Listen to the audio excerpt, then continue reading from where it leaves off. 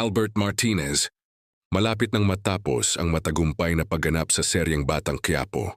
Ayon sa pahayag ng veteranong aktor, na magpapahinga muna siya sa showbiz. Ngayon muna ang me time para sa kanyang sarili at sa pamilya. I want to have more time for myself and my grandchildren, my kids, me time muna.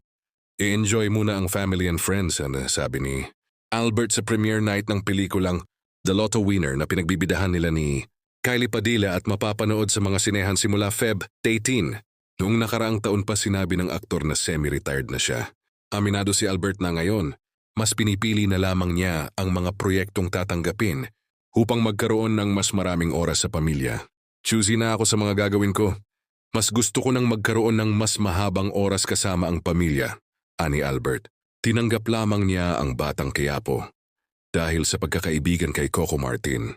Kaya't kahit semi-retired na, hindi niya pinagsawaan ang pagsuporta sa kaibigan. Nalalapit na rin umano ang pamamaalam niya sa serye. Kaya't malaki ang pasasalamat niya sa aktor na si Coco sa patuloy na pagtitiwala sa karakter na ibinibigay nito.